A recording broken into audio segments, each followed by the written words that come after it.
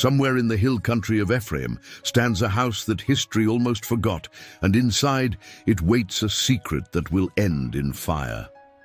1,100 pieces of silver have vanished from an old woman's hoard, and she does not yet know the thief sleeps under her own roof, wearing her own face. Her son, gripped by guilt he cannot carry any longer, confesses that he took the silver, unable to resist the way it gleamed in his hands at night. Relief floods her voice when he confesses, but so does something stranger, an oath twisted into a blessing that should never have been spoken. She dedicates the silver to Yahweh, declaring in front of her son that she will use it to craft sacred images meant to protect him forever. What sounds like devotion actually hides a quiet rebellion, worship reshaped into something the old law of Israel never permitted anyone to build. 200 pieces are handed to a silversmith who melts them down, hammers the metal flat, and pours it slowly into waiting molds. A carved image emerges from the fire, and beside it a cast idol takes shape, gleaming wherever lamplight touches its polished silver surface. The rest of the silver disappears into private vaults inside the house, its final purpose never fully explained to anyone outside the family. The son's name is Micah, and by the time this story ends, his house will have shaped something no one in Israel intended to happen. He builds a shrine inside his own home, a private sanctuary answerable to no priesthood, no elder, no law beyond his own comfort.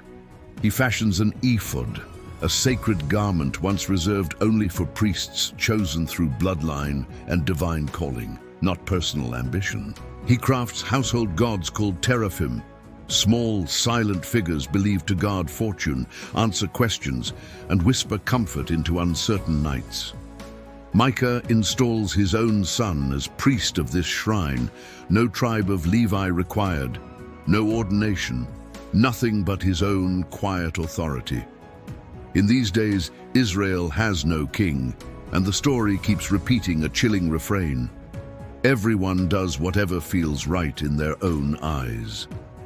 Micah's shrine grows famous in whispers across the hill country, a private temple hiding in plain sight behind an ordinary front door.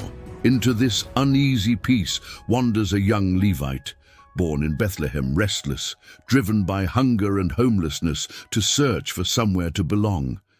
He has left his own clan behind, drifting through the hills like a man with no anchor, no tribe, no fixed place under heaven. His feet carry him almost by accident toward Ephraim, toward a house he does not yet know is about to change his entire future. Micah meets him along the road and asks, with careful interest, where a Levite might be traveling in such deliberate solitude. The young man admits he is searching only for somewhere, anywhere, willing to take him in and give his wandering a purpose. Micah's eyes light with opportunity rather than friendship, an idea forming faster than ordinary hospitality should ever allow between strangers. "Come stay with me," Micah says. "Be a father and a priest to me, and I promise to pay you well for your service. 10 pieces of silver a year, a full set of clothes and steady food, offered like a contract quietly sealed in shadow." The Levite agrees without hesitation, and something inside Micah's chest swells with a dangerous, entirely false sense of satisfaction. "Now I know the Lord will bless me," Micah tells himself, "because I finally have a real Levite serving as my personal priest." He believes legitimacy can simply be purchased, that holiness will bend itself to whoever controls the shrine's silver and furniture. The young priest is formally consecrated inside Micah's private house, his trained hands filling a sacred role never meant to be sold for wages. For a while, the house on the hill seems prosperous and quiet, untouched by the consequences slowly gathering just beyond its walls. But far to the north, an entire tribe is still desperately searching for a permanent home to call its own. The tribe of Dan has received its allotted inheritance, yet cannot fully claim it against enemies stronger and better armed than themselves. Restless and effectively landless, 5 trusted men are sent out as scouts. quiet eyes moving carefully through unfamiliar, unclaimed hills. Their journey takes them straight through Ephraim, straight toward the very house that hides Micah's private, unlawful god. As night falls and shelter is needed, they recognize something unexpected, a voice speaking with the unmistakable accent of a trained Levite. They turn aside and ask the young priest bluntly who exactly brought him to serve in such a remote and unlikely place. He answers freely, describing his private arrangement with Micah, his silver wages, his oddly borrowed and self-made priestly authority. Then ask your God whether our journey north will succeed the scouts' request, testing forces they do not fully understand themselves. The priest offers smooth reassurance, telling them to go in peace, insisting their path is watched over with quiet favor. Comforted by a blessing bought as easily and cheaply as bread, the 5 scouts continue confidently onward into the north. They arrive at a town called Laish, a place living without walls of real fear, isolated far from any rescuing ally or army. Its people are quiet, secure, following old peaceful customs, entirely unaware they are being carefully measured for sudden conquest. The scouts observe fertile land, open opportunity, and a population with no soldiers rushing to prepare any real defense. They return to their waiting brothers, carrying a verdict wrapped tightly in confidence. Attack now, for the land itself is good.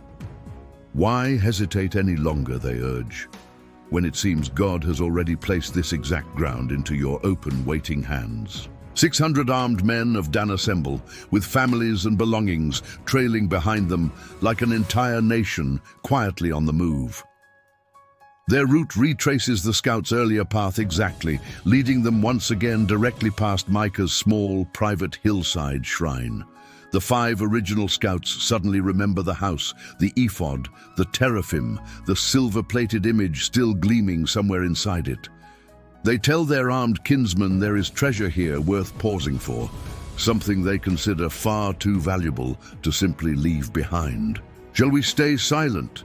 One asks pointedly, while a whole future for our entire tribe waits quietly inside that single house. The armed men quickly divide their plan, sending some ahead to distract the household, while others prepare to take exactly what they want. They station armed soldiers at the gate, guarding Micah's only exit like wolves patiently circling before a final decisive kill. The 5 original men slip silently inside, moving straight toward the shrine, straight toward the carved and molten gods within. They lift the ephod, the household idols, and the silver image, stripping the small sanctuary completely bare within a few tense minutes. The young priest stands frozen in the doorway, stunned, watching his entire borrowed office become worthless before his own disbelieving eyes. What exactly are you doing, he demands, torn violently between fear and the sudden shattering of his careful private arrangement. Be quiet, they answer coldly. Put your hand over your mouth and come with us instead of remaining poor and forgotten. They offer him something far larger than one man's private altar, the chance to become priest for an entire tribe of Israel. Is it not better, they ask, to serve a whole people rather than a single household's small and secret god? His heart shifts quietly inside him, calculation replacing loyalty, naked ambition suddenly dressed up as a higher divine calling.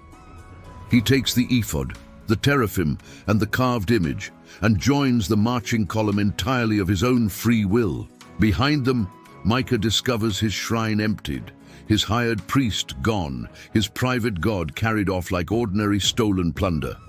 He gathers his neighbors, arms them with whatever weapons they can find, and races furiously after the retreating Danite column. Shouting and utterly furious, he finally catches them, demanding answers for a theft that feels to him like a deep personal violation. You took my gods, the priest I personally made, and now you dare ask me, what exactly is wrong with me? The Danites turn slowly, and their answer is not an apology at all, but a chilling, coldly practical threat instead. Do not raise your voice at us, they warn, or men quicker to anger than we are may end your life tonight. Micah looks at his own small band of neighbors, then at 600 armed strangers, and finally understands the brutal arithmetic of power. He turns back toward his own empty house, carrying nothing home with him but the silence of a plan completely collapsed. The Danites march steadily on, their stolen gods in hand, their new priest in tow, confidence swelling with every step further north. They reach Laish exactly as the scouts had once described it. Quiet, undefended, trusting completely in distance rather than any real walls. There is no warning shout loud enough anywhere to summon help from any neighboring city in time to matter. The attack falls upon Laish with sudden brutality, striking a peaceful people who never once imagined themselves a chosen target. The town is put to the sword, its long peace ended within the space of a single, violent, unforgiving day. Fire follows closely behind the blade, and the city that once stood so quietly is burned deep into memory. The Danites rebuild directly on its ashes, raising an entirely new town and giving it a bold new name, Dan. It is named proudly after their ancestor, a tribe finally planting itself firmly on land long promised to it before. Inside this brand new city, they carefully set up the very same idols carried away from Micah's small private shrine. The carved image and the household gods now stand as the permanent centerpiece of an entire tribe's ongoing worship. The wandering Levite, once hired quietly for silver, becomes priest for generations of descendants born from a single stolen bargain. His own lineage, later revealed as descending from Moses himself, now serves polished silver instead of the one living God. Idolatry does not arrive here as any dramatic invasion. It arrives disguised instead as convenience, hospitality, and quiet personal ambition. Micah wanted blessing without real obedience and built himself a private religion answerable only to his own comfort. The Levite wanted belonging without real cost and quietly sold his sacred calling for steady wages and daily food. The Danites wanted land without real patience and let raw violence finish exactly what covenant promises had not yet completed. Each choice seems small in its own moment: a stray silver coin, a comfortable wage, one convenient shortcut after another.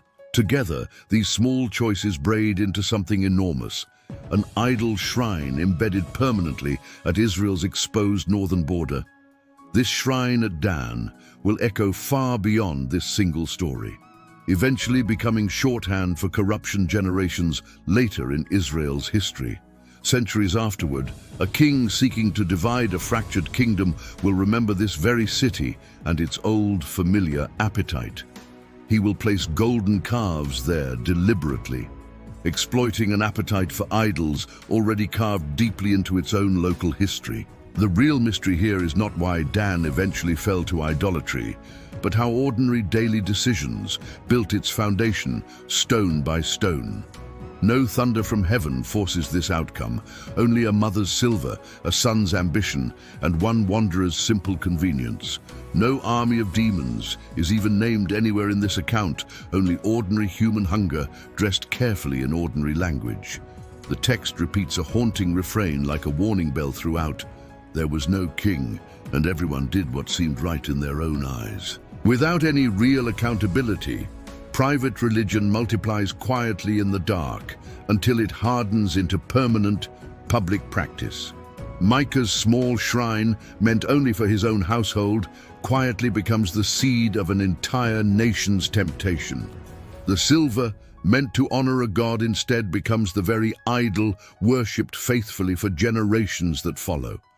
Curiosity should have ended here for Micah, yet greed always seems to demand one more small compromise before it is finally satisfied.